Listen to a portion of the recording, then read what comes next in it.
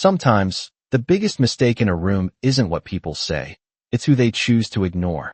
The number on the massive screen glowed an angry red, pulsing like a warning no one wanted to admit. Loss. $120 million. And beneath it, 20 of the most highly paid experts in the country sat frozen around a polished glass table, their tailored suits sharp, their expressions tighter than the silence choking the room. No one spoke, no one moved, because every idea had already failed. Every solution had already been tried, and time was something they were quickly running out of. Outside the floor-to-ceiling windows, Manhattan stretched endlessly, confident and alive. But inside this boardroom on the 47th floor, confidence had quietly died minutes ago. At the far edge of the room, unnoticed and deliberately overlooked, Ava Johnson pushed a cleaning cart slowly across the marble floor, her worn sneakers squeaking faintly with each step, the sound small, but somehow louder than the absence of answers. She kept her eyes down, as she always did, because experience had taught her something simple. People like her weren't meant to be seen in rooms like this. A man in a navy suit leaned back in his chair, exhaling sharply, his voice edged with frustration. We've run every scenario twice. There is no fix. Another nodded, tapping his pen nervously. The model is stable. The loss doesn't make sense. And then a third voice, quieter but sharper. Then explain why we're bleeding $120 million an hour. No one had that answer. Ava slowed for just a second as she passed behind them, her hand still gripping the mop handle, her head slightly tilted. Not enough for anyone to notice, but enough for her to listen. Numbers, terms, fragments of conversation. They drifted through the air, and something about them didn't sit right. She had heard patterns like this before, not in boardrooms, not with million-dollar stakes, but in late-night study sessions, in borrowed textbooks, in quiet hours where no one was watching. She moved again, steady, invisible, until the tension snapped just enough for one of the executives to notice her presence, his eyes flicking toward her with mild irritation. "Can someone get her out of here?" he muttered under his breath, not even bothering to lower his voice. "We're trying to work." A few faint chuckles followed, the kind that weren't meant to be cruel but always were. Ava didn't react, not outwardly, but her grip tightened slightly on the mop. Her knuckles pale for a moment before she exhaled and kept moving. She had heard worse, far worse, and learned long ago that silence was safer than response. But then another sentence floated across the table, one small detail buried in a stream of failed logic. And this time Ava stopped completely. It wasn't dramatic, it wasn't loud. It was just stillness. Her eyes lifted just slightly, scanning the screen. Then the notes scattered across the table. Then the faces. Faces that looked certain, but not correct. She hesitated, just for a second, because speaking up meant breaking a rule she had followed her entire life. And rules, for people like her, weren't suggestions, they were survival. But something inside her refused to stay quiet. "You're solving the wrong problem," she said, her voice calm, steady, and completely out of place. For a moment, no one reacted, as if the words themselves didn't belong in the room. And then the reaction came all at once. Laughter, sharp and dismissive, one man shaking his head, another leaning forward with disbelief. "Excuse me?" Victor Hayes, the head of the expert team, turned toward her slowly, his expression tight with annoyance. "This is a restricted meeting," he said coldly. "You need to leave," someone else added. "Security?" And just like that, the room decided. She wasn't part of this conversation. Ava swallowed, the weight of every stare pressing against her, but she didn't step back. Not this time. "The error isn't in the model," she said quietly. "It's in the loop feeding it." The laughter stopped, not because they believed her, but because the confidence in her voice didn't match the uniform she wore. Victor stood, straightening his jacket. "That's enough," he said firmly, already dismissing her, already turning away, because in his world, expertise came with a title, and she didn't have one. But before anyone could move, before security could be called, before the moment could disappear, the glass doors at the far end of the room opened. The shift was immediate, like the air itself had changed direction. Daniel Carter stepped inside, his presence quiet but undeniable, the kind of authority that didn't need to announce itself. conversations dying before they could even begin. His gaze moved across the room once, taking in the screen, the silence, the tension, and then it landed on Ava. There was a pause, brief but deliberate, as if he were measuring something no one else could see. "What's going on?" he asked, his voice even. Victor cleared his throat quickly, stepping forward. "We're handling it, sir. Just a minor disruption." He gestured vaguely toward Ava. She was leaving, but Daniel didn't look at him. Not yet. His eyes stayed on Ava, steady, curious. "You said they're solving the wrong problem?" The room held its breath. Ava nodded once, her heart pounding now, but her voice still controlled. "Yes, sir." Daniel glanced at the screen again, then back at her, and for the first time since she spoke, someone in that room didn't look at her like she didn't belong. "You have 60 seconds, he said, stepping aside slightly. "Show me." And just like that, the rules of the room changed, and Ava Johnson, the cleaning lady no one had noticed 5 minutes ago, took a single step forward toward a problem 20 experts couldn't solve. The room did not breathe as Ava Johnson stepped forward, every sound swallowed by the weight of expectation. Her worn sneakers now echoing faintly against the marble, as if the floor itself had decided to listen. She could feel every pair of eyes on her, not with belief, but with doubt, with judgment, with the quiet certainty that she was about to fail. And yet something inside her remained steady, something that had been built long before this room, long before this moment, in nights lit by a single desk lamp and pages filled with handwritten notes no one had ever seen. She reached the table and paused for just a fraction of a second, her gaze lifting to the massive screen, the red numbers still burning, then dropping to the scattered reports, the printed graphs, the digital projections looping the same flawed pattern again and again. She did not rush, because rushing meant guessing, and she was not guessing. She picked up a marker from the table, the movement small but deliberate. And for a moment someone let out a quiet scoff, unable to hold back. "This is unbelievable." But Daniel Carter did not interrupt, his arms crossed, his attention fixed entirely on her, not impatient, not dismissive, simply waiting. Ava leaned slightly closer to the nearest monitor, her eyes scanning lines of data with a calm that did not belong to someone given 60 seconds under pressure, her mind filtering noise from signal, cutting through layers of overcomplication until only the core remained. She spoke without looking up, her voice even. "You are recalculating the same input." One of the experts frowned immediately, defensive. "That is not possible." But Ava continued, drawing a small circle on the digital display, highlighting a single repeating variable. "It is feeding itself back into the system." Another voice cut in, sharper. "We checked the feedback loop." Ava shook her head slightly, finally looking up, her expression not confrontational but certain.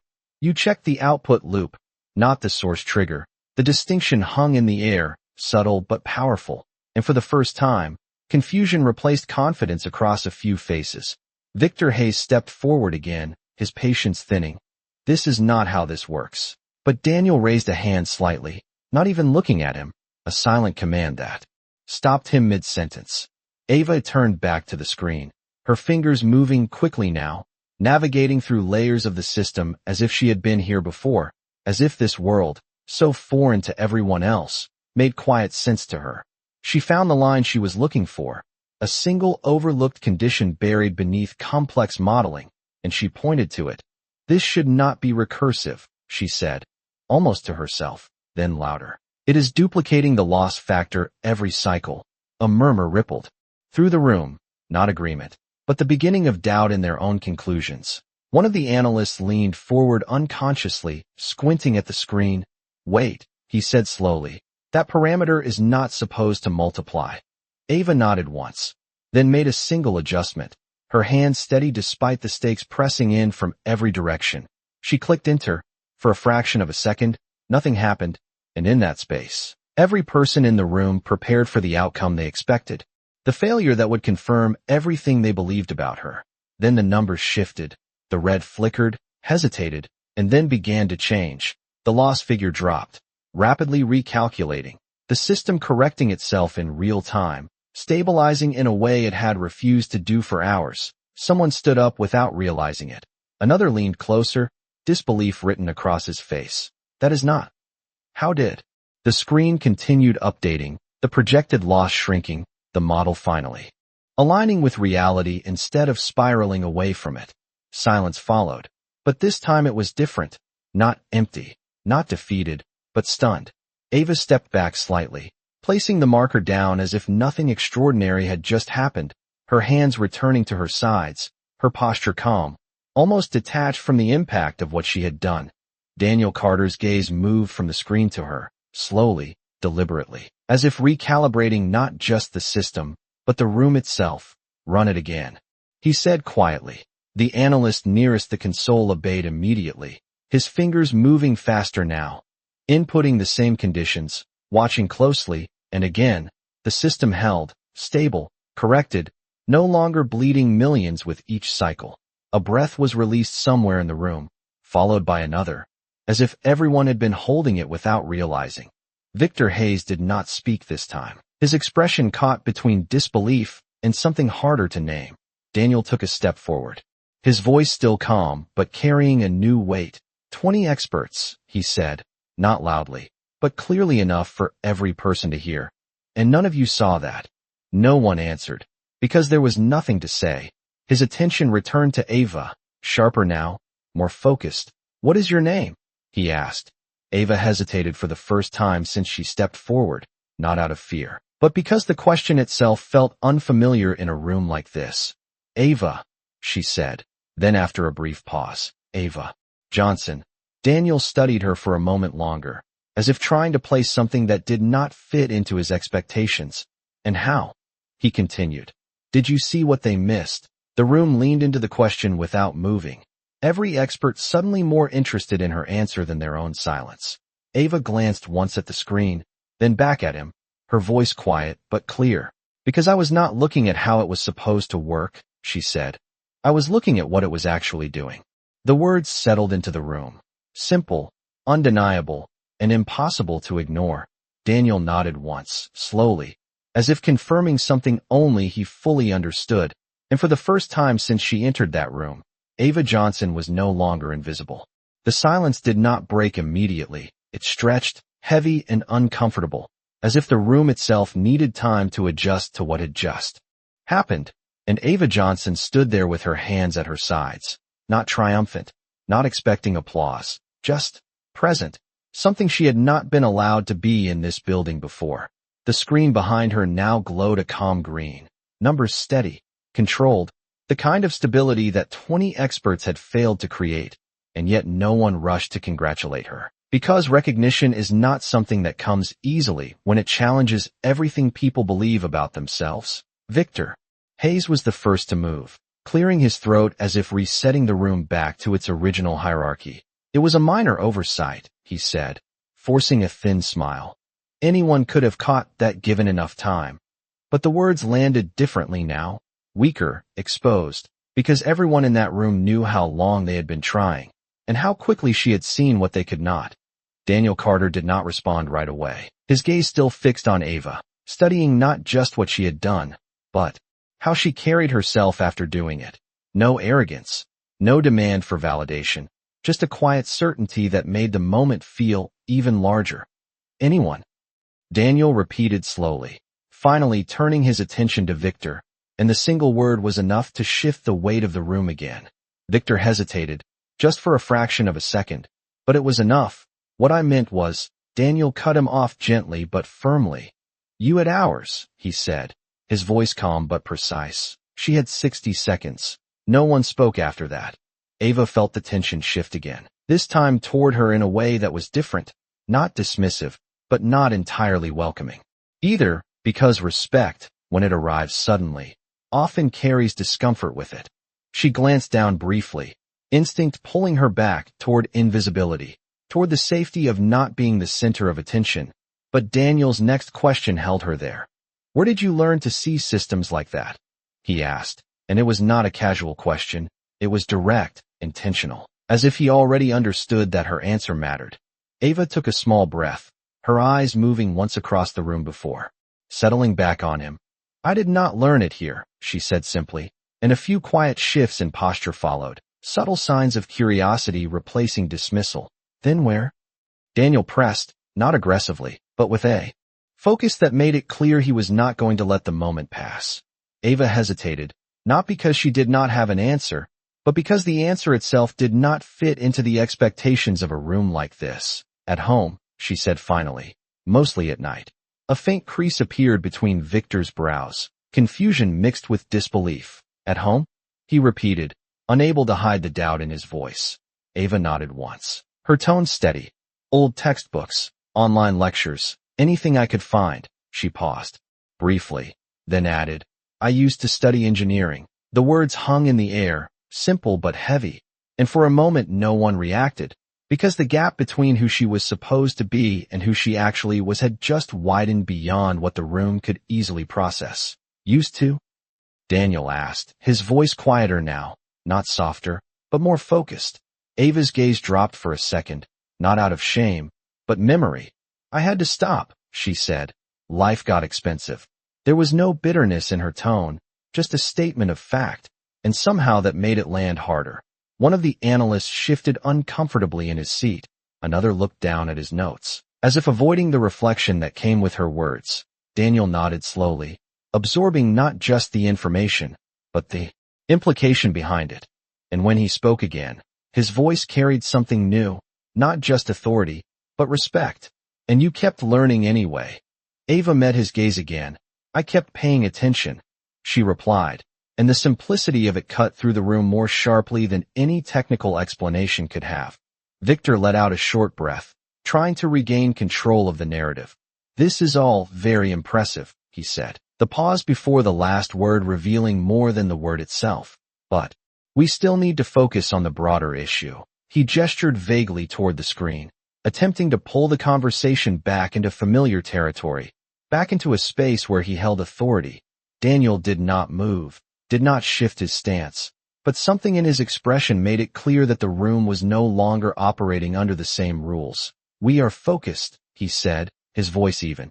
And right now, the focus is her. The words landed with quiet finality, and for the first time since the meeting began, no one attempted to redirect the conversation. Ava felt the weight of that attention again, but this time it did not feel like pressure. It felt like possibility, unfamiliar and uncertain, but real. Daniel took a step closer, not enough to invade her space, but enough to signal that the distance between them was no longer defined by titles or roles. Ava Johnson, he said, her name deliberate, acknowledged. You solved a problem that was costing this company $120 million. He paused, letting the number settle, not as a statistic, but as context. And you did it without access, without resources, and without being invited into the room. His gaze sharpened slightly, not in judgment of her, but of everything that had kept her out of that room until now. That tells me two things, he continued. One, that we have a serious problem in how we evaluate talent. A few subtle shifts in posture confirmed that the message had been received. And two, he added, his eyes returning to hers, that you do not belong pushing a cleaning cart. The sentence did not sound like a compliment. It sounded like a correction. Ava did not respond immediately, because for someone who had spent so long being unseen, being told she did not belong in a space like this, hearing the opposite did not feel simple. It felt complicated, almost unreal. Daniel studied her reaction for a moment, then asked the question that would change everything. Are you willing to step out of that role? And the room, once again, fell into silence, but this time it was not waiting for a solution. It was waiting for her answer. The question did not feel like an opportunity. It felt like a line drawn across everything Ava Johnson had known about her place in the world, and for a moment she did not answer, not because she did not understand what Daniel Carter was offering, but because she understood it too well. Stepping out of that role was not just about changing a job. It was about stepping into a space that had never made room for her in the first place. The silence stretched again, but this time it was not filled with judgment. It was filled with anticipation. Ava glanced briefly at the cleaning cart beside her, the worn handle, the supplies she had used night after night, the quiet routine that had paid her bills and kept her life stable, even if it kept her invisible. Stability has a way of feeling like safety, even when it is not. She looked back at Daniel, her expression thoughtful, grounded. I am willing to try, she said finally, her voice calm, but carrying a weight that only she fully understood, and the words did not sound like ambition, they sounded like truth. A subtle shift moved through the room, not applause, not approval, but acknowledgement. Something quieter and more complex. Daniel nodded once, as if that was the only answer he had been expecting. Good, he said simply, then turned slightly toward the table, his presence reclaiming the room without raising his voice. Then we are not finished here, he added. And just like that, the moment expanded from a single act into something larger. Victor Hayes straightened, trying once again to regain control. With all due respect, he began, choosing his words carefully now, we cannot just insert someone into this level of decision-making without proper evaluation. The phrase sounded polished, professional, but underneath it carried something familiar, something Ava had heard before in different forms, in different places, always meaning the same thing. You do not belong here. Daniel did not react immediately, his gaze shifting slowly back to Victor. Proper evaluation, he repeated, not challenging the words, but examining them. You had the resources, the access, the authority, he continued, and yet the evaluation you are referring to failed. The room grew still again, because this was no longer about a technical problem, it was about accountability. Victor held his posture, but the confidence behind it had thinned. We are talking about long-term strategy, he replied. Not a single correction. Daniel's expression did not change, but something in his tone sharpened just enough to be felt. We are talking about insight, he said, and she demonstrated it when it mattered. The distinction settled heavily across the table. Ava remained where she was, not stepping forward, not stepping back, aware that the conversation now was not just about her, but about what she represented in that room. Daniel turned slightly, his attention returning to her. Ava, he said, her name steady, recognized. I want you to stay. The words were simple, but their meaning was not. Because staying meant more than standing in the room. It meant being part of what came next. Ava felt a flicker of hesitation, not doubt in her ability, but awareness of everything that would come with that decision. The scrutiny, the resistance, the unspoken questions. She nodded once. Okay, she said, and it was a quiet agreement that carried more courage than anyone in that room could measure. Daniel gestured toward an empty chair at the table, one that had been overlooked earlier, one that had not been intended for her. Then sit, he said. And for a brief moment, the instruction hung in the air, not because it was unclear, but because it challenged an unspoken rule. Ava stepped forward, each movement deliberate, controlled, aware of every glance, every shift in posture around her. And when she reached the chair, she paused for just a fraction of a second before sitting down. The sound of the chair against the polished floor was small, but in that moment, it felt like a line being crossed, a boundary being rewritten. No one spoke. Immediately, because the room was adjusting again, recalibrating not just the problem they were solving, but the structure of the space itself. Daniel moved back to the head of the table, his presence anchoring the room once more. We move forward, he said, his voice steady. And we do it differently. He glanced briefly at the screen, now stable, then back at the group. Ava identified a flaw in our thinking, not just in the system, he continued, which means we need to reassess how we approach this entire model. A few heads nodded slowly, not in agreement alone, but in recognition that something fundamental had shifted. Ava listened, her posture composed, her attention focused, not overwhelmed by the room, but aware of its weight. One of the analysts leaned slightly toward her, his tone cautious but no longer dismissive. What would you look at next? He asked, and the question itself marked a change, because it was no longer challenging her presence, it was inviting her input. Ava glanced at the data again, her mind already moving, already connecting patterns. I would check where the assumptions came from, she said, not just the calculations. The analyst nodded slowly, considering the approach, and others began to follow. The conversation shifting, evolving, opening in ways it had not before. Victor remained quiet now, his expression controlled, but his silence spoke more than his earlier objections. Daniel observed the exchange for a moment, then spoke again. We do not ignore perspectives because they come from unexpected places, he said, not addressing anyone directly, but making sure everyone understood. That is how blind spots form. The statement was simple, but its implication was clear. Ava felt something unfamiliar settle in her chest, not pride, not relief, but recognition, something she had not expected to feel in a room like this.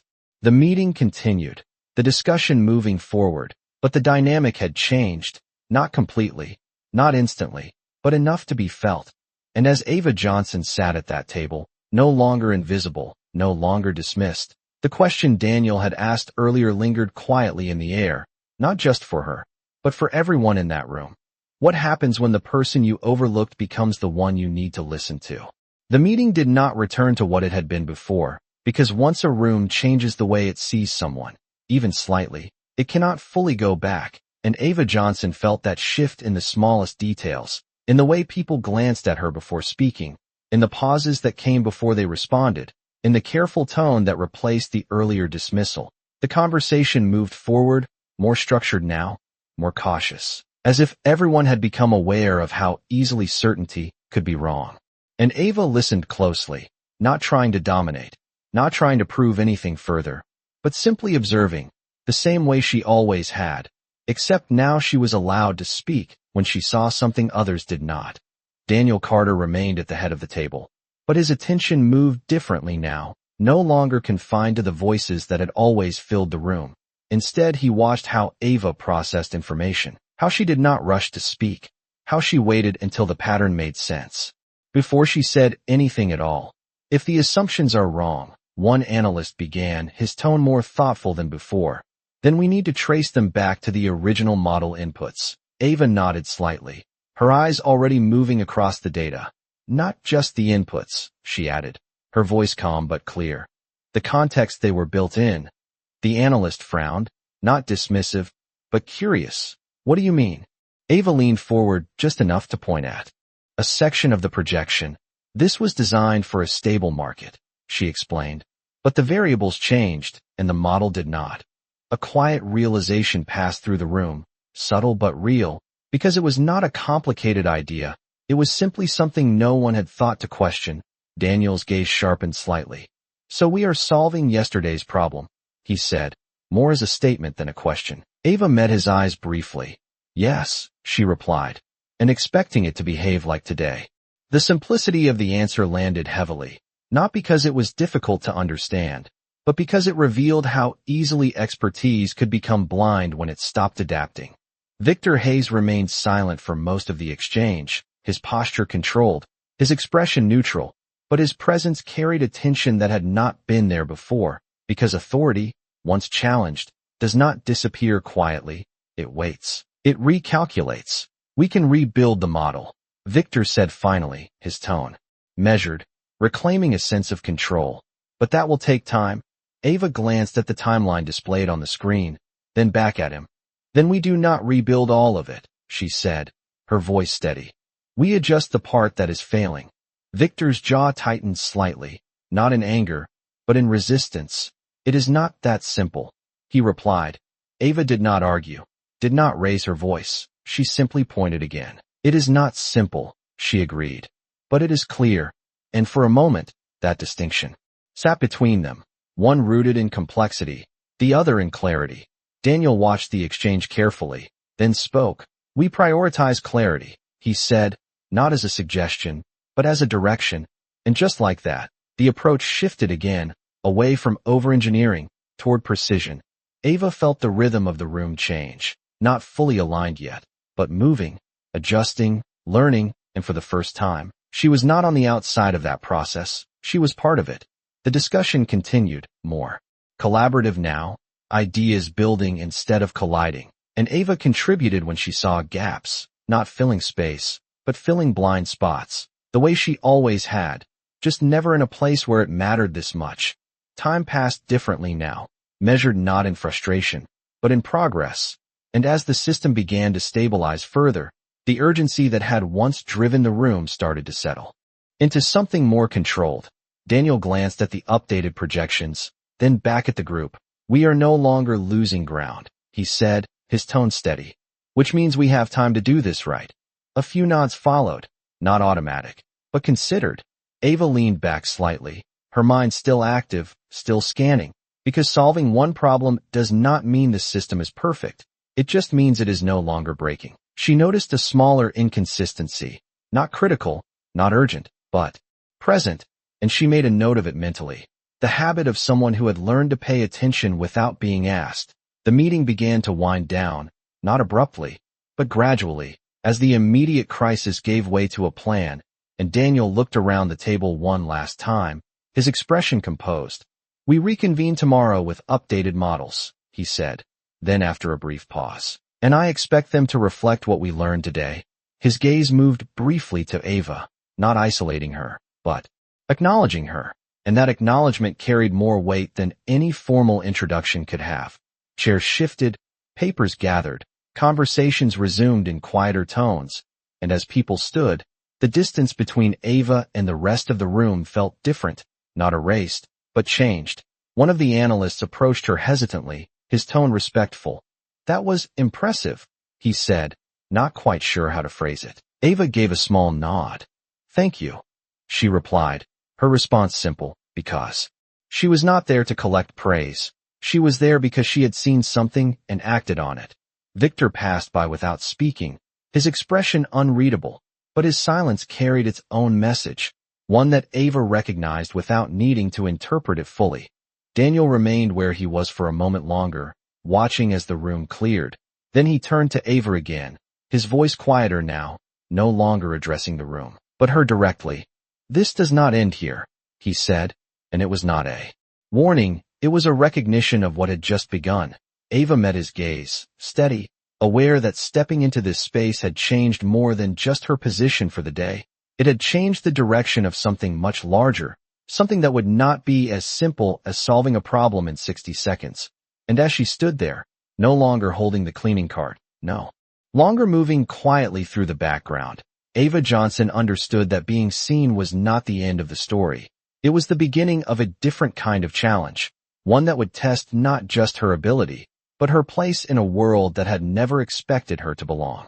The hallway outside the boardroom felt different from the inside, quieter, almost ordinary, but Ava Johnson did not feel ordinary anymore, not after what had just happened, and as she walked beside her cleaning cart, the same cart that had followed her through countless unnoticed nights, it no longer felt like something she belonged to.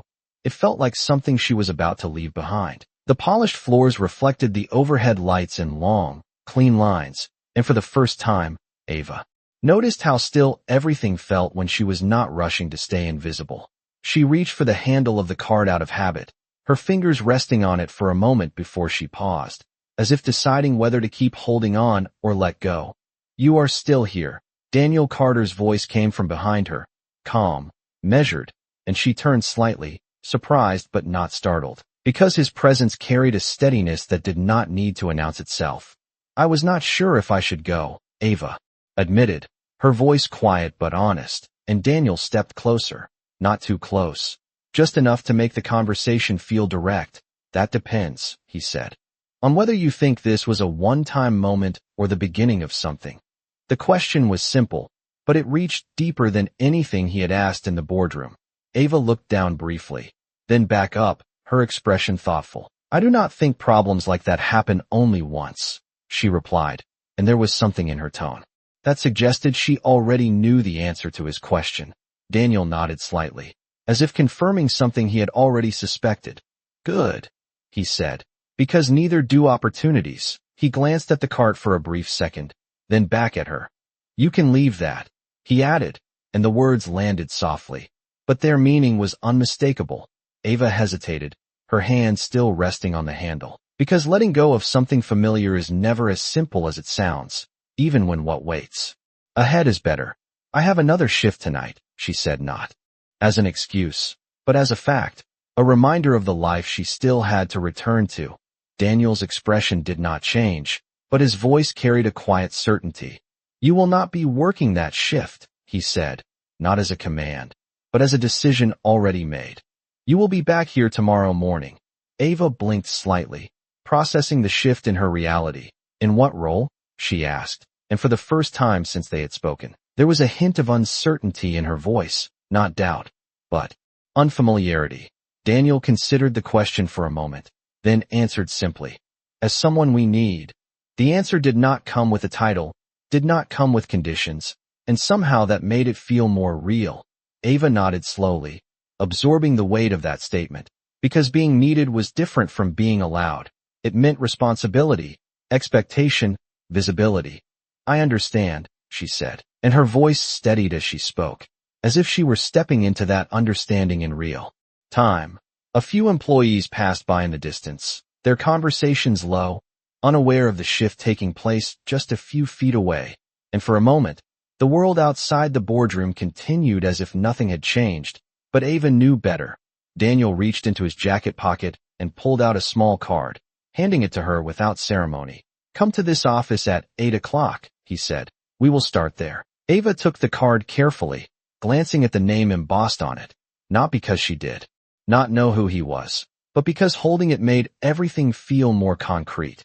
"Thank you," she said, the words simple but sincere, and Daniel gave a slight nod, as if acknowledging the gratitude without needing to respond to it. There was a brief pause, not uncomfortable, but reflective, and then Ava looked back at the cart one more time, her hand finally lifting away from it completely. She stepped back, leaving it exactly where it stood, not abandoned, but finished. Daniel watched the movement, not commenting, but understanding its significance, because sometimes the smallest actions carry the largest decisions. "I will see you tomorrow," he said, and Ava met his gaze once more, her posture straighter now, her presence no longer uncertain. "Yes," she replied. "You will." And with that, she turned and walked down the hallway, not rushing, not shrinking, just moving forward. The elevator doors opened with a soft chime, and as she stepped inside, she caught her reflection in the mirrored wall, the same uniform, the same worn shoes, but something about the way she stood had changed, something that could not be measured or easily explained. The doors closed, and the building continued its quiet rhythm, unaware that one of its invisible workers had just become someone impossible to overlook. Upstairs, Daniel remained in the hallway. For a moment longer, his gaze thoughtful, as if already considering the implications of what had just unfolded, not just for the company, but for the structure that had allowed someone like Ava to go unnoticed for so long. He turned and walked back toward the boardroom, where the experts were still gathering their things, their conversations quieter now, more restrained. Victor Hayes glanced up as Daniel entered, his expression composed but watchful, and Daniel met his gaze briefly, not confrontational, but clear. "We will be making some adjustments," he said, and the statement carried more meaning than the words themselves. Victor nodded slowly, but the tension in his posture remained, because change, especially unexpected change, rarely arrives without resistance. Daniel looked around the room once more, then added, "And next time," his voice steady, "we listen sooner." The room fell quiet again, not because they were being corrected, but because they understood that the standard had shifted, and somewhere between the boardroom and the elevator, between the cleaning cart and the office cart, the balance of that world had begun to change, not all at once, not completely, but enough that it would never be exactly the same again. Morning in Manhattan arrived without ceremony, the city already in motion long before Ava Johnson stepped out of the subway, the sound of trains fading behind her as she stood still for a moment, holding the small card Daniel Carter had given her the night before. 8 o'clock, it read, simple and direct, but the weight of it sat heavier than any instruction she had followed in years. She glanced down at her reflection in the glass of a nearby storefront, no longer in her cleaning uniform, but in the only professional outfit she owned, a modest blazer, slightly worn at the sleeves, carefully pressed, chosen not for appearance but for dignity. She adjusted it once, not out of vanity, but preparation, then turned and walked toward the building she had entered countless times through the side entrance, unnoticed, unseen. Today, she walked through the front. The lobby felt different from this angle, brighter, more open, but also more exposed, every step echoing slightly against the polished floor as people in tailored suits moved with purpose around her, their conversations low, their attention fixed on schedules, meetings, expectations. Ava did not rush, did not lower her gaze. She moved forward steadily, the card in her hand grounding her in a moment that still felt unreal. At the reception desk, the woman behind it looked up briefly, her expression neutral, professional. "Can I help you?" Ava placed the card gently on the counter. "I have a meeting with Daniel Carter," she said, her voice calm. And for a fraction of a second, the receptionist hesitated, her eyes flicking from Ava to the card, then back again, processing something that did not match her expectation. Then her expression shifted, subtle but clear. "Of course," she said, her tone adjusting. "Please go up to the 47th floor." And just like that, access was granted. Ava nodded once, taking the card back, and walked toward the elevator, aware of the quiet glances that followed her. Not openly judgmental, but curious, questioning. The kind of attention that comes when someone does not fit the pattern people expect. Inside the elevator, she stood alone, the mirrored walls reflecting her from every angle. And for a moment, she allowed herself to feel it. The shift, the uncertainty, the possibility. All of it layered together in a way that made her chest tighten slightly before she took a slow breath and steadied herself. The doors opened with a soft chime, and the 47th floor greeted her not with tension this time, but with quiet anticipation. The hallway was the same, the polished surfaces, the controlled lighting, but Ava walked it differently now, not as someone passing through, but as someone expected. She found the office number on the card and paused briefly before knocking, not out of hesitation, but acknowledgement of the moment. "Come in," Daniel's voice called from inside, and Ava opened the door, stepping into a space that reflected everything she had already sensed about him. Precise, organized, but not excessive, the kind of environment where decisions were made without unnecessary noise. Daniel stood near the window, reviewing something on a tablet, and when he looked up, his expression remained the same as it had the day before, calm, focused, as if nothing about her presence was surprising. "You are on time," he said, and it was not a compliment. It was an observation, one that carried its own kind of respect. Ava nodded. "I said I would be here," she replied, and Daniel set the tablet down, giving her his full attention. "Yes, you did," he said, then gestured toward a chair across from his desk. "Sit." Ava stepped forward and took the seat, her posture composed, her hands resting lightly in her lap, not rigid, not relaxed, simply present.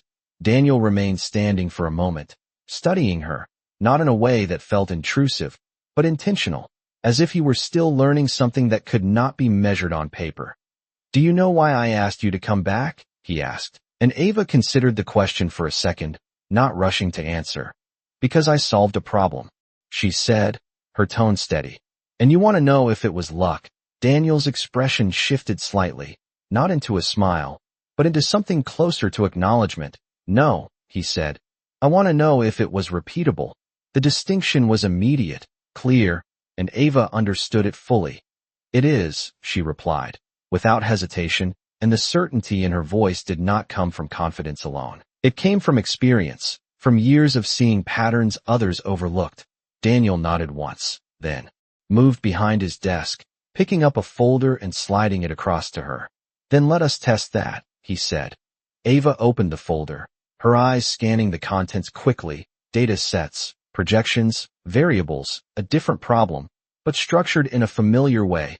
She did not speak right away, her mind already working through the information, filtering, connecting, identifying. Daniel watched her for a moment, then added, "This one has not failed yet," his voice calm. "But it will." Ava looked up, briefly, meeting his gaze. "Because of the same issue?" she asked, and Daniel's response came without delay. "That is what I want you to tell me."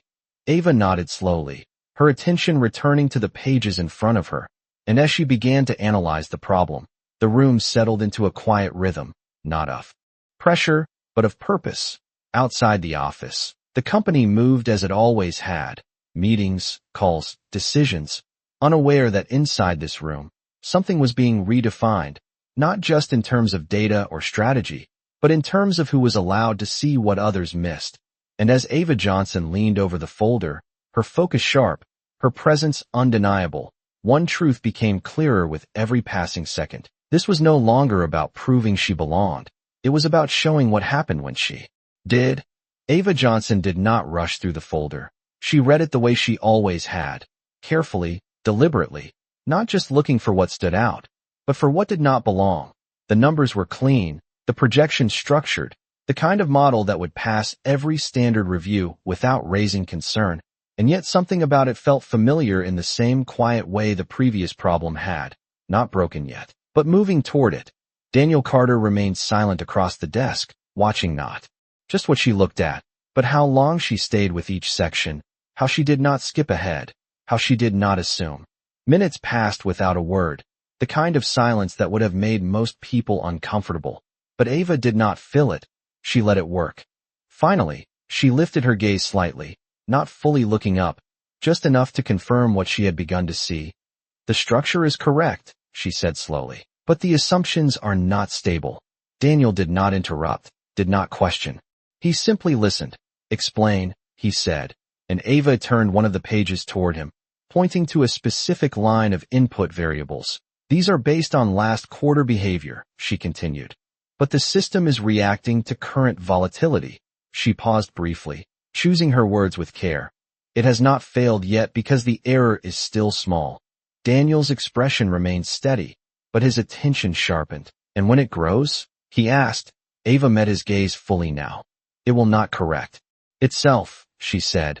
It will amplify. The words settled between them, simple but precise, and Daniel nodded once, not surprised, but confirmed. Ava leaned back slightly, her mind already moving ahead of the problem. You can fix it now, she added, but only if you stop treating it like it is still predictable. Daniel's eyes narrowed slightly, not in doubt, but in focus. What would you change? He asked, and Ava did not hesitate. The trigger conditions, she replied. They need to respond to real-time shifts, not delayed patterns. Daniel reached for the tablet beside him, pulling up a live version of the model. Show me, he said, and Ava stood, moving around the desk without hesitation, her attention already on the screen. She did not ask for permission again, because she understood now that she had it. Her fingers moved across the interface with quiet confidence, not fast, not rushed, but certain, adjusting parameters, removing constraints that had once made the model stable, but now made it blind. Daniel watched closely, not interfering, not guiding, simply observing the process unfold. If you let it adapt here, Ava said, pointing to a recalibrated condition, it will stop the delay before it becomes a problem. Daniel tested the adjustment immediately, running a simulation, and the results shifted subtly, not dramatically like the day before, but enough to confirm the direction. It holds, he said quietly, and Ava nodded once. Because it is no longer assuming the world is the same as it was, she replied. The room remained still for a moment, not because the problem was dramatic, but because the clarity of it made it undeniable. Daniel set the tablet down, his gaze returning to her. You see patterns before they break, he said, and it was not a question. Ava considered the statement briefly, then answered simply. I see what people ignore. And there was no arrogance in her voice, only truth. Daniel nodded slowly, absorbing that, because insight like that could not be taught easily. It came from something deeper, something earned. There was a quiet pause. Then Daniel walked back around the desk, stopping near the window, looking out at the city below for a brief moment before speaking again. You were not wrong yesterday, he said. This is not a one-time moment. Ava stood where she was, her posture steady, her attention on him. No, she said. It is not. Daniel turned back to face her, his expression thoughtful. Which means we have a decision to make, he continued, and Ava felt the shift in the conversation again. The movement from testing to something more permanent. About what? She asked, and Daniel did not hesitate. About where you belong in this company, he said, and the words landed with quiet weight. Ava did not respond immediately, not because she was unsure of herself, but because she understood the significance of what he was offering and the complexity that came with it. I belong where I can solve problems, she said finally, her voice calm but grounded, and Daniel gave a slight nod. Then we will put you there, he replied. A knock at the door interrupted the moment, brief and controlled, and before either of them could respond, the door opened slightly. Victor Hayes stepping in, his posture composed, but his presence carrying the same tension that had followed him since the previous day. I was told you were reviewing the new model, Victor said, his tone measured. I thought it would be best if I joined. His eyes moved briefly to Ava, not openly dismissive, but not welcoming either. Daniel's expression did not change. We have already reviewed it, he said, and we have made adjustments. Victor's gaze sharpened slightly. We, he repeated, and the single word carried more meaning than it needed to. Daniel met his eyes directly. Yes, he said. We. And the distinction was clear, intentional. Victor stepped further into the room, his attention now fully on Ava.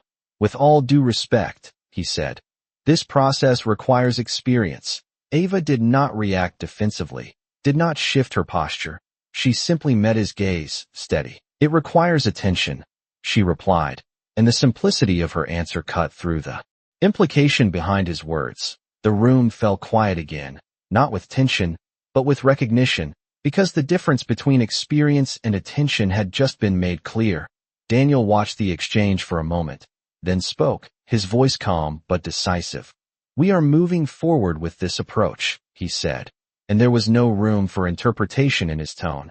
Victor held his position for a second longer, then gave a short nod. Of course, he said, but the words did not fully align with the expression behind them. As he turned to leave, the dynamic in the room remained unchanged, because something had already shifted beyond his control. Ava stood there, no longer uncertain, no longer waiting to be accepted, understanding now that she did not need to prove herself again in the same way, because the work spoke before she did. And as the door closed behind Victor, Daniel looked back at her, his voice quieter now. This is where it gets difficult, he said, not as a warning, but as a truth. And Ava met his gaze without hesitation, because for the first time, difficulty did not feel like a barrier. It felt like the next step. Difficulty did not arrive as noise or conflict. It arrived quietly, in the form of glances that lasted a second too long, conversations that paused when Ava Johnson walked past, and decisions that suddenly required more justification than they had the day before. The company continued its rhythm, meetings scheduled, reports submitted, systems monitored, but beneath that surface, something had shifted, and not everyone was comfortable with it. Ava felt it as she stepped out of Daniel Carter's office and into the open workspace, not as hostility, but as resistance, the kind that does not announce itself directly but shows up in subtle ways, in hesitation, in doubt, in the careful questioning of every move she made. She walked steadily, not rushing, not shrinking, her posture the same as it had been in the boardroom, composed, attentive, present. A group of analysts sat near a cluster of screens, their conversation low but active, and as Ava approached, one of them glanced up briefly, then back to his work, as if unsure whether to acknowledge her or ignore her. She stopped beside the nearest desk, her attention drawn to a data stream that mirrored the model she had just reviewed, and without interrupting, she observed for a moment, her mind already identifying a familiar pattern forming beneath the surface. You are recalculating too slowly, she said calmly, her voice cutting gently into the conversation without force. The analyst looked up, surprised, not dismissive this time, but cautious. We are following the standard interval, he replied, his tone measured. Ava nodded slightly. That is the problem, she said, and she leaned forward just enough to point at the delay between updates. The system is reacting after the shift, not during it. The analyst frowned, considering her words, and another colleague leaned closer, curiosity beginning to outweigh skepticism. If we shorten the interval, we risk instability, one of them said, and Ava did not argue. She simply responded, only if you do not adjust the threshold with it. The room fell quiet for a moment, not because they fully agreed, but because they were thinking, really thinking, in a way they had not before. Across the floor, Victor Hayes stood near a glass partition, observing the interaction, his expression controlled but focused, because every moment Ava contributed reinforced something he had not expected, something that challenged the structure he had built his authority on. He stepped closer, not abruptly, but with intention, joining the group as the conversation continued. We have protocols for a reason, Victor said, his voice calm, but firm. Deviating from them without full validation creates risk. Ava straightened slightly, meeting his gaze without confrontation. Ignoring change creates more risk, she replied, and the exchange hung between them, not heated, but clear. Victor's eyes narrowed just slightly, not in anger, but in calculation. "And you are confident enough to redefine that balance?" he asked, and Ava held his gaze steadily. "I am confident enough to question it," she said, and the difference in her answer was subtle, but important. The analysts watched the exchange carefully, aware that they were witnessing more than a technical discussion. They were watching a shift in how authority was being challenged, not through position, but through perspective. Victor gave a small nod, as if acknowledging her point without conceding it. "Then we validate it properly," he said, turning to the analysts. "Run both models, compare the outcomes." His tone decisive, reclaiming a sense of structure. Ava stepped back slightly, allowing the process to continue, not needing to push further, because she understood that change, especially in environments like this, does not happen all at once. It happens in steps, in tests, in small shifts that gradually become impossible to ignore. Minutes passed as the analysts worked, adjusting parameters, running simulations, and as the results began to appear, the difference was clear, not dramatic, but consistent. The updated model responding faster, adapting more accurately, reducing the lag that had once gone unnoticed. One of the analysts leaned back slightly, exhaling. "It is more responsive," he admitted, and another added, "and it holds stability." The words were not loud, but they carried weight. Victor studied the screen for a moment longer, then gave a short nod. "Document the changes," he said, his tone controlled. "We will review them in the next session." And with that, he stepped away, not defeated, but not unchanged either. Ava remained where she was for a moment, watching the data settle into its new rhythm, and there was no sense of victory in her expression, only confirmation, because she had not come to prove anyone wrong. She had come to see what was there. One of the analysts turned to her, his tone more open now. "How do you catch this so quickly?" he asked, and Ava considered the question briefly. "I listen to what the system is doing," she said, "not what it is supposed to do." The answer was simple, but it shifted the way they looked at the screen in front of them. Across the floor, Daniel Carter stood near the entrance, observing the interaction from a distance, not intervening, not directing, simply watching as the dynamic he had set in motion continued to unfold. He saw the hesitation, the resistance, but also the gradual adjustment, the way people began to include Ava without realizing they were doing it, the way her presence started to feel less like an exception and more like a factor they had to account for. Ava glanced up briefly, her eyes meeting his for a fraction of a second, and there was a quiet understanding in that moment, not spoken, but clear, that this was only the beginning, because the real challenge was not solving problems when given the chance. It was changing the way people decided who deserved that chance in the first place. And that kind of shift does not happen in 60 seconds. It happens in every moment that follows. Change did not announce itself with a single moment. It unfolded in layers, and by the time the afternoon settled over the city, Ava Johnson could feel the difference not just in how people looked at her, but in how they worked around her. The systems she had adjusted earlier were still running, stable, responsive, but something else had begun to shift beneath that surface, something less visible, less measurable, but just as important. She stood near one of the central monitors, reviewing a live feed of updated projections, her attention steady, her posture relaxed but alert, when a quiet voice behind her broke the rhythm. "They are not all comfortable with this." Ava turned slightly to see one of the senior analysts, a man named Eric, his expression thoughtful rather than confrontational, and she nodded once, not surprised. "They do not have to be," she replied, her tone calm. "They just have to see it works." Eric gave a small, almost reluctant smile. "That is the problem," he said. "It is working, and that is what makes it harder." Ava considered that for a moment, understanding exactly what he meant, because when something challenges the structure people trust, success does not always make it easier to accept. It makes it harder to ignore. Across the floor, Victor Hayes was already moving, his steps measured, his attention focused, and as he approached a group of team leads, his voice remained low but firm. "We need to be careful about how quickly we shift methodology," he said. "Consistency matters." And while his words were reasonable, the timing of them was not accidental. Ava watched from a distance, not stepping in, not reacting, because she understood that resistance rarely presents itself as opposition, it presents itself as caution. Daniel Carter observed the same interaction from the far end of the floor, his expression unreadable, but his awareness sharp, taking in not just the words being spoken, but the intent behind them. He stepped forward slowly, not interrupting immediately, allowing the conversation to unfold just enough before his presence shifted the balance again. Consistency matters when the system is correct, he said, his voice even but unmistakably authoritative, and the group turned toward him instantly. Victor straightened slightly, adjusting his stance. Of course, he replied. But rapid changes introduce risk, Daniel nodded. Once, acknowledging the statement without agreeing to its implication, so does ignoring evidence, he said, and the room fell quiet again, not because the words were new, but because they were now being reinforced from the highest level.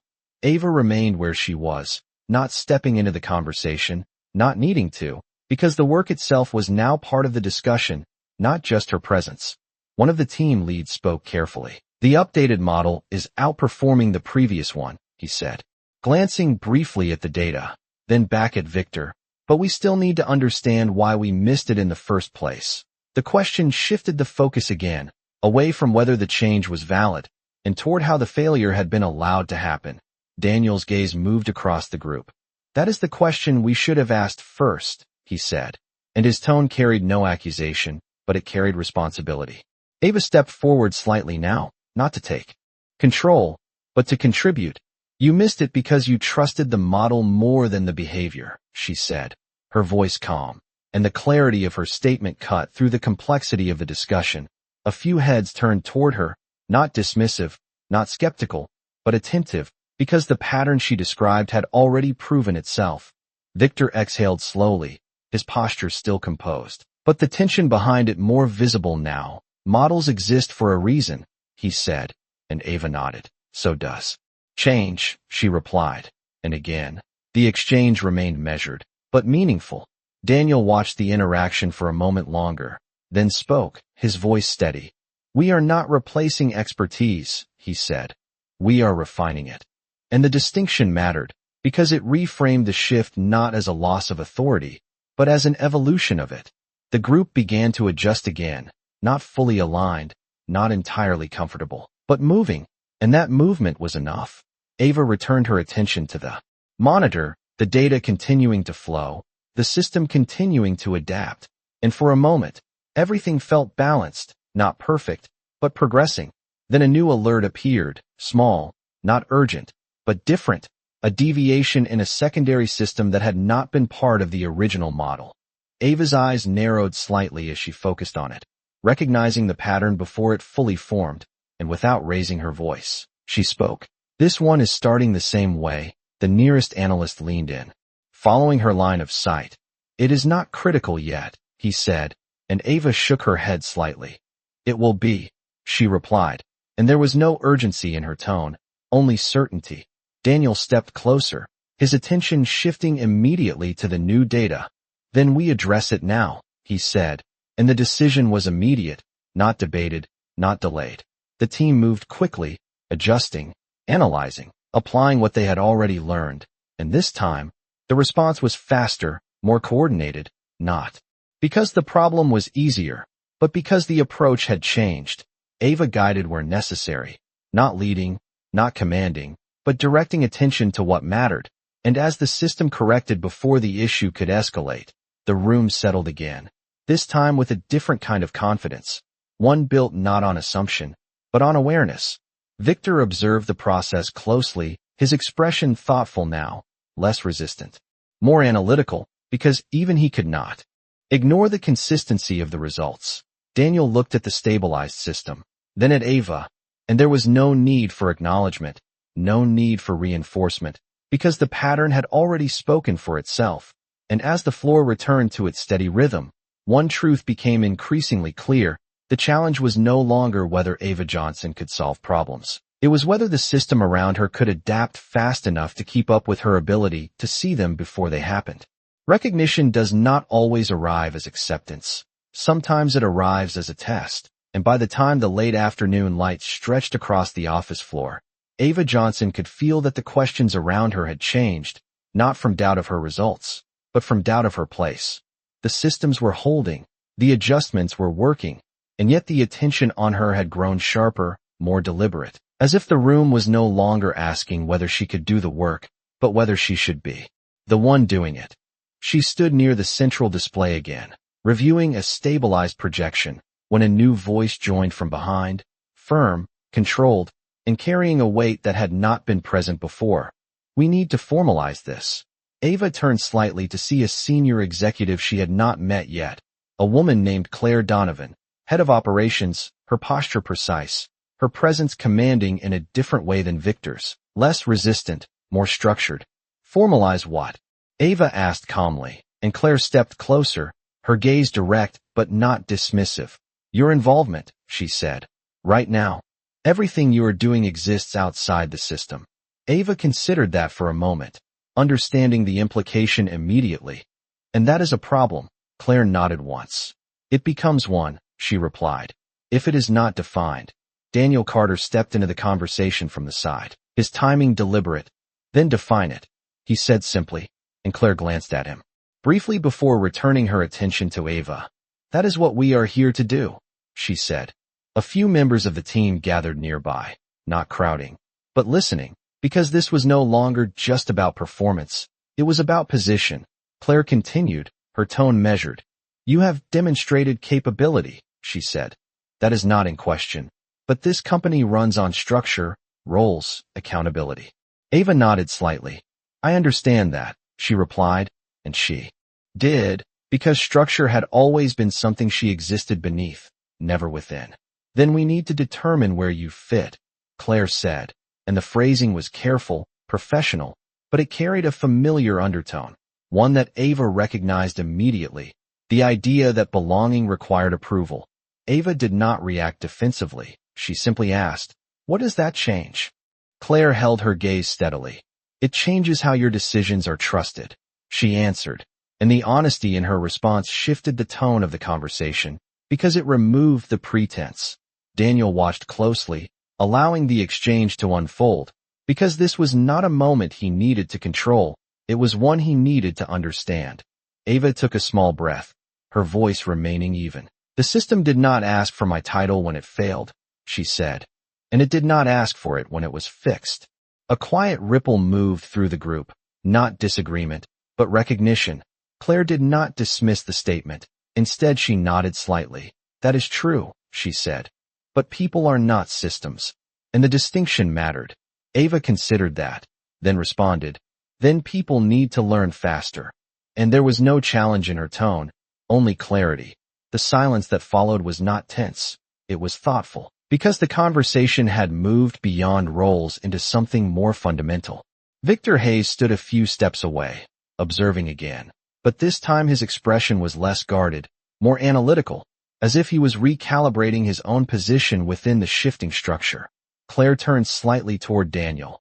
We can create a provisional role, she said. Something that allows flexibility while maintaining oversight. Daniel did not respond immediately, his gaze moving between Claire and Ava, weighing not just the practicality of the suggestion, but its implications. Oversight from who? Ava asked, and the question was direct, not confrontational, but necessary. Claire answered without hesitation, from the existing leadership structure, she said, and the meaning was clear. Ava nodded slowly, absorbing that, understanding the balance being proposed, not just support, but control. Daniel finally spoke, his voice calm but decisive. Oversight should not limit insight, he said, and the statement shifted the direction of the conversation again. Claire met his gaze, not opposing, but refining. It ensures accountability, she replied, and Daniel nodded once, acknowledging the point. Then we define accountability clearly, he said, not restrictively. The distinction settled between them, and for a moment, the structure of the solution began to take shape. Ava stood quietly, listening, because this part was not about solving a system, it was about becoming part of one, and that required a different kind of awareness. Claire turned back to her, her tone steady. If we move forward with this, your role will come with visibility, expectation, and evaluation, she said. It will not be informal. Ava met her gaze, her posture unchanged. Neither is the work, she replied, and the answer carried its own weight. Claire held her expression for a moment longer, then gave a small nod, not agreement, but acknowledgement. Then we will define it properly, she said. Daniel stepped slightly closer, his voice quieter now, directed at Ava. This is the part where the system decides if it can change, he said, and Ava understood exactly what he meant. Because solving problems was one thing. Changing the structure that created them was something else entirely. She glanced briefly around the floor, at the people, the screens, the movement that had once excluded her, and then back at Daniel. Systems change when they have to, she said, and there was a quiet certainty in her voice that did not need to be reinforced. Daniel nodded once, and for the first time since the conversation began, there was something close to approval in his expression, not because the answer was easy, but because it was honest. And as the discussion shifted into specifics, roles, responsibilities, frameworks, the larger truth settled quietly into place. The question was no longer whether Ava Johnson could exist within this system. It was whether the system could evolve fast enough to keep her within it. By the time the discussion moved from ideas into decisions, the atmosphere on the floor had changed again, not in volume, but in weight, as if every word now carried consequences that extended beyond the moment. Ava Johnson stood at the center of that shift, not elevated above it, but undeniably part of it.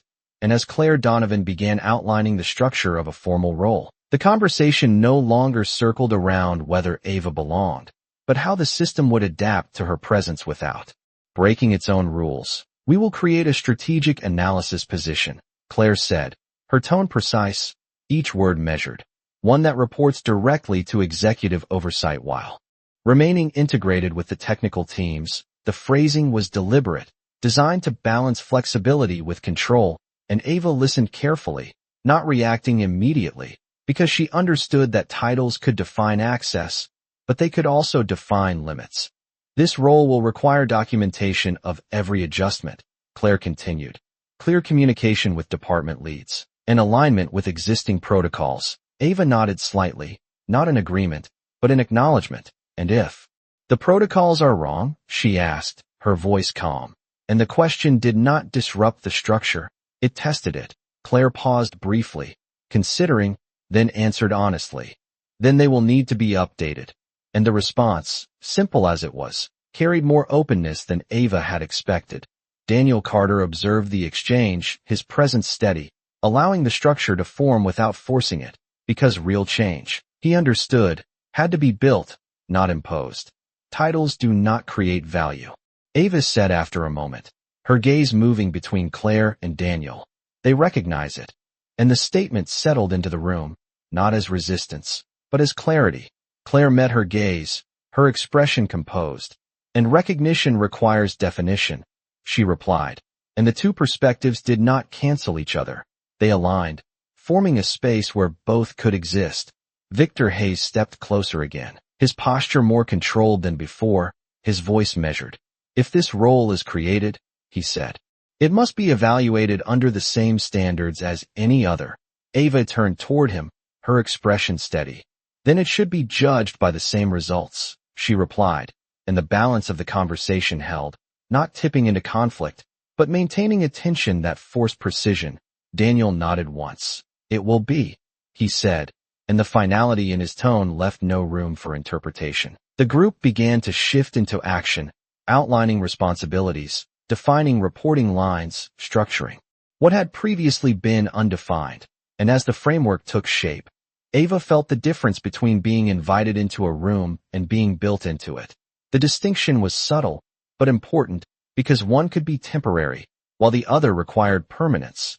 You will start immediately, Claire said, turning back to Ava. There is no transition period. Ava gave a small nod. There was no transition before, she replied, and a faint, almost imperceptible shift passed through Claire's expression, not quite a smile, but something close to respect. Daniel stepped forward slightly, his voice quieter now, directed toward Ava alone. This is where expectation replaces exception, he said, and Ava understood the weight of that immediately, because being exceptional allows room for error, but being expected removes it. Then I will meet the expectation, she said, her voice steady, and there was no hesitation in her answer, because she had already been doing the work before anyone had named it. The conversation moved into final details, schedules, integration points, next steps. And as the structure solidified, the room began to adjust to it. Not fully comfortable, but no longer uncertain. One of the analysts approached Ava again, his tone more open than before. We are updating the next model in an hour, he said. Will you review it with us? Ava nodded. Yes, she replied, and the simplicity of the exchange marked a quiet shift, not formal, but real. Victor remained nearby, his attention still sharp, but his resistance had softened into observation, because the system he understood was no longer static, and understanding change required engagement, not opposition.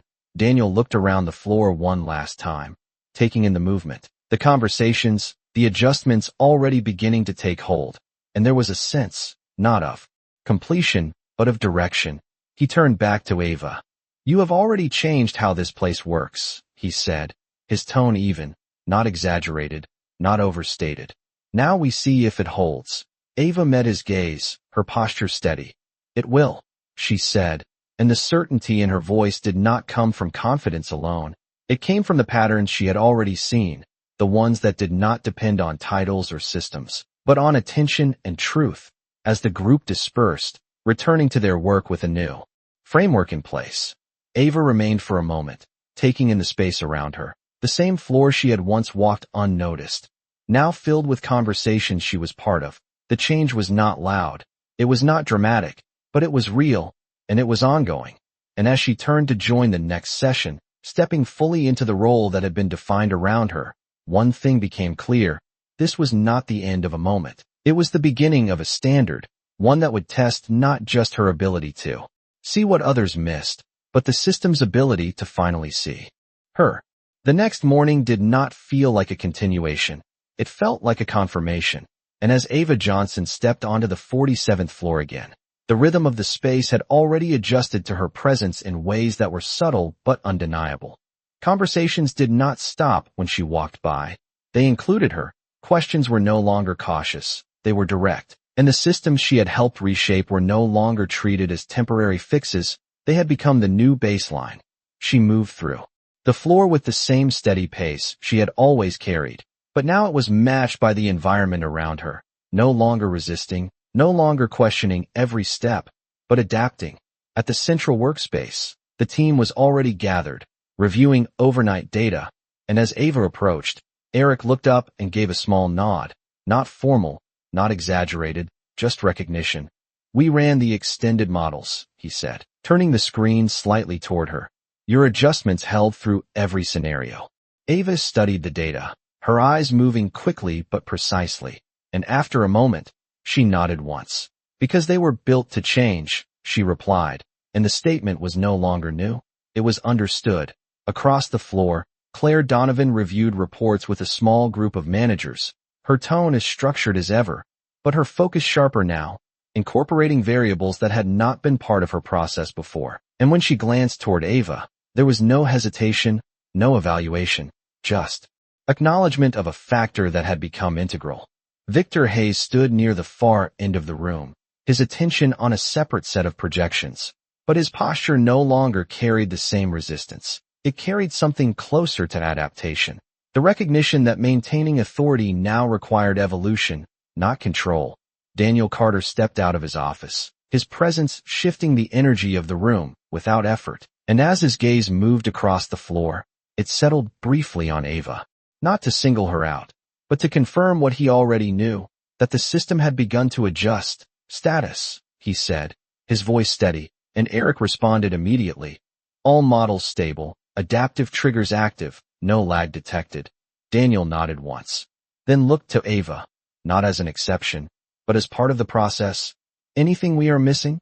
Ava took a small step closer to the screen, her attention scanning the data not for what was visible, but for what was not, and after a moment, she pointed to a minor fluctuation. This will matter later, she said, her tone calm, and Eric leaned in, following her line of sight.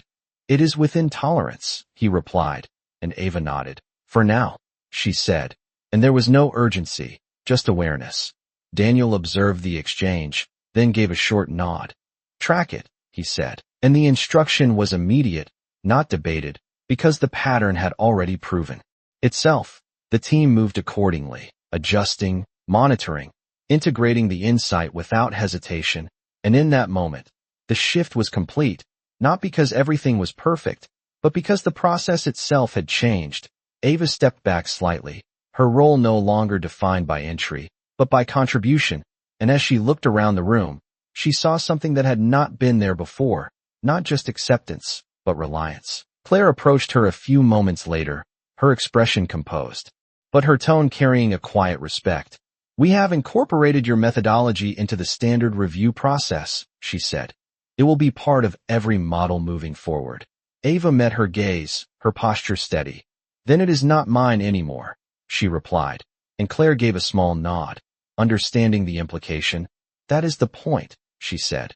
Victor joined them briefly, his voice measured. The updated approach has reduced our exposure significantly, he said, not as a concession, but as a statement of fact, and Ava nodded once. Because it is listening, she replied, and Victor held her gaze for a moment, then gave a slight nod, not resistance, not agreement, but acknowledgement, the kind that comes when evidence outweighs assumption. Daniel stepped closer, his voice quieter now, directed toward both Ava and the team. This is what change looks like, he said, not as a conclusion, but as a standard. Not dramatic, not immediate, but consistent. His gaze moved briefly across the room, then returned to Ava. And it started with someone we chose not to see. The words settled into the space, not as criticism, but as truth. Ava did not respond to the statement, not because she disagreed, but because she did not need to. The work had already answered it. The day continued, systems running, teams adapting, processes evolving, and as the hours passed, the difference became less noticeable, not because it was gone, but because it had become normal. Ava Johnson moved through the space no longer as an exception, no longer as a disruption, but as a part of the structure itself. And in that transition, something deeper had changed, something beyond titles, beyond roles, beyond recognition. It was the understanding that value does not come from where someone starts, but from what they see, what they understand, and what they are willing to act on when others hesitate. And as the city outside continued its endless motion, unaware of the quiet transformation taking place inside that building, one truth remained clear. The system had not just made room for Ava Johnson. It had been forced to evolve because of her, and in doing so, it had revealed something it could no longer ignore, that the greatest limitation was never ability, it was the decision of who was allowed to use it.